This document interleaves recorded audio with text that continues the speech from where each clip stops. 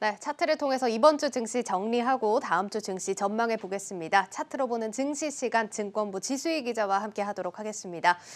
예, 지 기자, 오늘 사실 금요일이고 사실 정부에서도 방역 강화 조치가 발표가 돼서 좀 걱정을 하긴 했는데 네. 그래도 나쁘지 않게도 마감을 지었습니다. 어제 주도주들 조정이 나오나 했는데 오늘 다시 반등이 나오기도 했고요. 오늘장 먼저 좀 정리를 해볼까요? 네, 오늘 말씀하신 대로 사실 오미크론 공포 때문에 조금 약세로 시작을 하긴 했습니다. 하지만 예. 오후부터 강세로 전환을 하고요. 또 다행히 이번 주 오미크론 공포를 잘 감내하면서 마무리를 지었습니다. 오늘 코스피는 전 거래일보다 23.06포인트, 0.78% 오른 2,968.33에 마감을 했습니다. 외국인과 기관이 동반 매수하면서 지수를 끌어올렸고요. 개인은 오늘 매도 우위를 보였습니다. 예. 2,700억 원 정도 팔아치웠고요. 오늘 우리 정부가 강화된 거리두기 조치를 발표를 했지만 여행주들은 대부분 강세로 마감을 했습니다. 하나투어와 모두투어, 노랑풍선 등 여행주가 개장과 동시에 강세를 보였는데요. 점차 상승폭을 좀 줄이기는 했지만 그래도 오랜만에 여행주가 빨간불을 켰습니다. 또 항공주도 강세로 마감을 했는데요. 대한항공을 비롯해서 아시아나항공, 또 저가항공주인 예림당이나 제주항공 등도 대부분 상승 마감을 했습니다. 또 불확실성 상황에도 시장은 오미크론 변이가 코로나19 종식으로 가는 과정일 수 있다라는 전망에 기대를 걸고 있는 것으로 보이는데요. 이게 분석을 보면 생각보다 심각하지 않다. 좀 이런 얘기들 많이 들리더라고요. 맞습니다. 주식시장에서도 사실 반영을 하고 있는 것으로 보이고요. 지난 30일에 독일의 유럽 보건장관 후보인 칼 로터바흐 교수가 오미크론에 대해서 얘기를 한 게 있습니다. 오미크론 증상이 지금까지 기존 변이보다는 좀 약하다라는 의견이 있었고요. 때문에 코로나19 팬데믹의 종식을 알리는 신호다. 따라서 크리스마스 선물이 될 수 있을 것이다라는 의견을 전했습니다. 영국의 한 신문 일간지에서 말한 건데요. 따라서 이 의견이 반영이 되면서 글로벌 증시뿐만 아니라 우리 증시도 영향을 받은 것으로 보입니다. 예, 정말 이렇게만 된다면 사실 너무 좋을 것 같습니다. 사실 오늘 시장만 보면 이렇게 선방을 해서 기쁜 하루긴 한데 이번 주 흐름을 보면 하루 내리면 하루 오르고 또 주도주도 없고 사실 혼돈 그 자체였습니다. 저는 사실 이제 예측을 하기도 좀 힘든 상황인 것 같은데 이게 오늘의 반등도 사실 지금 안심하면서 기뻐할 수만은 없는 것 같아요. 이번 주 시장은 어땠습니까? 네, 이번 주 전체로 보면 사실 주 초반에 정말 이 오미크론의 공포를 그대로 증시가 맞습니다. 받아들인 것 같았는데요. 예.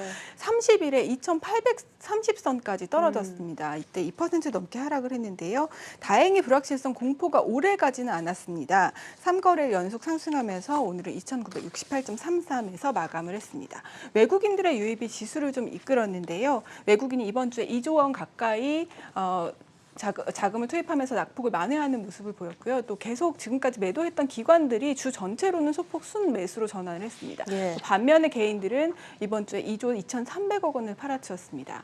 외국인의 패시브 자금이 좀 유입이 되면서 7만 2천 원대였던 삼성전자 주가가 7만 5천 원대까지 올랐는데요. 예. 하지만 지난주 반도체 업황 개선 전망이 작용했던 7만 6천 원대에는 조금 못 미치는 모습으로 장을 마감을 했습니다. SK 하이닉스도 이번 주 상승세를 이어갔는데요. 이번 주 장중에 12만 원을 터치하기도 했지만 오늘은 낙폭을 좀 줄이면서 이번 주 전체적으로는 2% 상승하면서 마감을 했습니다. 예, 이런 게 좀 지속적인 수급이면 참 좋을 것 같다라는 생각이 듭니다. 일단은 오미크론에 대한 상황 조금 더 지켜볼 필요는 있을 것 같습니다. 자, 코스피 시장 이렇게 정리를 해봤고요. 코스닥 시장으로 한번 넘어가 보죠. 자, 그간의 주도주라고 할 수 있습니다. 메타버스, NFT, 특히나 게임주들이 정말 하락폭이 무섭게 나온 한 주였습니다. 오늘은 반등을 해줬다고 해도 이런 게 좀 추세적으로 하락 추세로 접어드는 건지 걱정을 하시는 분들도 많을 것 같거든요. 네, 아무래도 주도주들이 좀 꺾이면서 이번 주 코스닥 시장도 좀 잘 못 갔는데요. 예. 이번 주 전체적으로 봐도 이 천 밑에서 움직였습니다. 주 초반에 갭 하락 출발을 하면서 천 밑에서 움직였고요. 역시 30일에 965선까지 떨어졌고 3거래일 역시 연속으로 상승을 하면서 그래도 다행히 998선에서 마감을 했습니다. 코스닥에서는 개인들의 매물이 출회되면서 지수를 좀 끌어내렸는데요. 그간 코스닥 상승을 이끌었던 NFT 관련주, 특히 게임주들이 하락하는 모습을 보였습니다. 위메이드하고 게임빌이 이번 주 두 자릿수 하락세를 보였고요. 그 외에도 카카오 게임즈와 넷마블도 하락했고 갤럭시와 머니트리나 디어유 같은 NFT 관련주들도 약세로 마감을 했습니다. 예, 그러면 여기서 좀 질문을 드려보고 싶은 게 지금 메타버스 메타버스 NFT는 좀 하락세가 나왔고 삼성전자는 앞서서 좀 보셨다시피 이제 좀 추세적인 상승이 나오는 걸까 하는 기대감이 일면서 두 업종 모두 다 가격적인 매력이 있다 이런 평가들이 나오는데 이런 업종들 좀 어떻게 보면 좋을까요? 매수를 해도 될까요? 그 질문에 대해서는 사실 의견이 분분하긴 합니다. 그쵸. 근데 NFT에 관련된 종목에 대해서는 그간에 너무 NFT 얘기만 나와도 많이 상승을 했기 때문에 시장에서는 옥석거리기가 중요하다. 이 NFT와 관련된 사업이 과연 실적으로 이어질지가 가장 중요하다라는 얘기가 많이 들려오고요. 그리고 예. 삼성전자의 경우에는 사실 반도체 업황 개선에 대한 그 좋은 소식 때문에 지난주에도 좀 올랐는데 예. 이게 내년도에는 사실 내년 초반까지는 디램 가격이 하락할 것이라는 전망이 많습니다. 그럼에도 불구하고 코로나 상황이 좀 안 좋아지면서 그 판매량은 늘어날 것이라는 전망도 있거든요. 그리고 또 가격의 경우에는 내년 하반기에 다시 올라갈 수 있어서 좀 주가가 좀 두 분기 정도 일찍 반영을 한다면 그냥 주목해봐도 되지만 좀 그래도 좀 시장 상황에 따라서 좀 조심할 신중하게 필요는 접근을 있다. 해야 한다라는 의견도 많습니다. 예, 알겠습니다. 뭐 다행히 오늘 게임주들 같은 경우는 이렇게 반등을 좀 크게 해줬는데 아직은 좀 시장 탐색을 해보면서 좀 포트폴리오에 어떤 종목을 편입할지 좀 정리를 해봐야 할 시기인 것 같습니다. 자, 이렇게 시장 정리를 해봤는데 긍정적인 전망도 있었지만 사실 우리나라에서는 오미크론 확산이 이제 시작이 됐거든요. 좀 그런 만큼 당분간은 어쩔 수 없이 좀 불안한 장세가 이어지지 않을까 좀 이런 시각도 보이고 있는 것 같은데 전문가들은 어떻게 평가하고 있습니까? 네, 전문가들도 이 오미크론에 대한 정보가 없다는 것이 가장 불확실성이다라고 전망을 하고 있습니다. 따라서 당분간 증시도 계속 불안한 상황이 조금 이어질 것이라고 하는데요. 그 기간이 길지는 않을 것으로 예상하고 다행이네요. 있습니다. 네, 전문가 이야기를 직접 들어보시겠습니다. 시장의 불확실성은 하루 이틀에 끝나는 것은 아닐 것 같고요. 한두 주 정도는 영향을 미친다라고 볼 필요가 있을 것 같습니다. 오미크론 변이와 관련된 연구 결과들이 한두 주 정도에 나올 가능성이 있기 때문에 연구 결과에서 불확실성이 어느 정도 제거해야만 시장은 이 부분을 지나가서 정상화 단계로 들어갈 수 있다라고 보고 있습니다.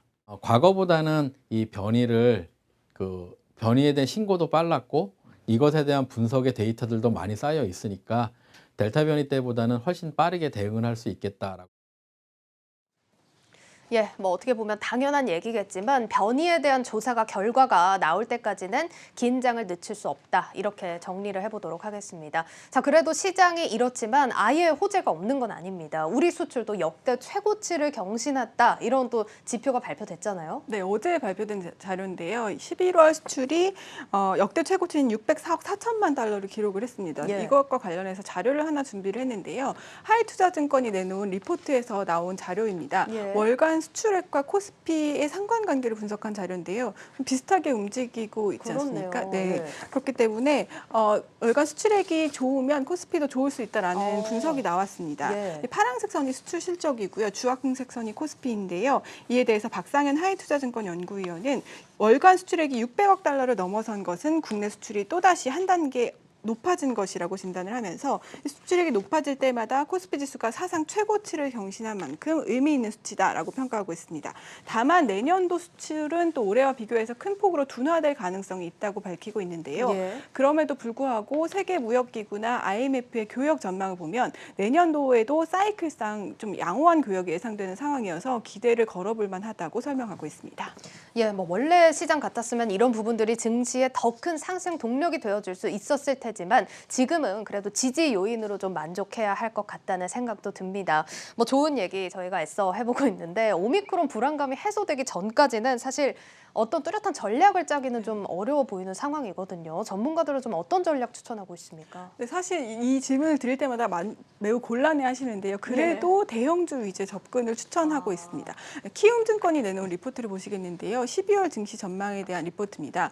지금 현재 코스피 밸류에이션이 역사적 평균 수준에 근접하고 있다. 또 예상보다 수출 전망이나 실적이 괜찮다. 그리고 중소형주 중심으로 대주주 양도세 물량이 출회될 가능성이 있다라는 이유 때문에 키움증권에서는 수출과 실적 그리고 대형주 비중의 확대를 추천하고 있습니다.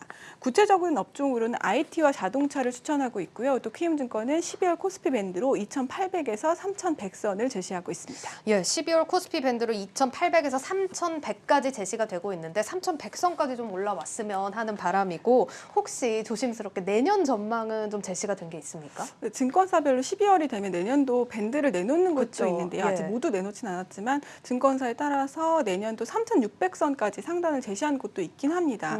그럼에도 또 부정적인 하우스의 경우에는 내년도에는 이익 전망이 좀 줄어들고 있는 구간이기 때문에 지금 현금 확보를 많이 해놓으라는 추천을 해주기도 합니다. 이 부분에 대해서 좀 의견이 엇갈린다. 좀 이렇게 정리를 해보겠습니다. 어쨌든 우리 시장 더 상승할 수 있길 또 바라보도록 하죠. 자, 그리고 글로벌 일정이 또 중요할 것 같습니다. 파월 의장이 연임이 되자마자 매파로 돌아서면서 금리 인상에 대한 얘기 속속 들리고 있는데 어떤 일정 좀 주의 깊게 살펴봐야 될까요? 네, 다음 주 아무래도 이 미국의 소비자 물가가 가장 중요한 일정이 아닐까 싶은데요. 예. 주 후반에 발표가 됩니다. 11월 소비자 물가 상승률은 전월보다는 좀 둔화될 것으로 보이지만 전년보다는 또 확대될 것으로 상승률이 확대될 것으로 보이고 있고요. 12월 중순에 FOMC를 앞두고 오미크론과 인플레이션이 연준의 통화 정책에 어떤 영향을 미칠지 주목하는 일정이기 때문에 수치를 좀 확인해 봐야 되고요. 또 중국의 수출입 동향도 공급망 차진과 관련돼서 주목할 만한 수치가 나오는지 확인을 해봐야 될 것 같습니다. 네, 짚어주셨다시피 12월 FOMC 얼마 남지 않았습니다. 또 이번 주말에는 미국의 고용 보고서, 다음 주에는 소비자 물가 지표, 미국 경제의 양대 축이죠. 소비와 고용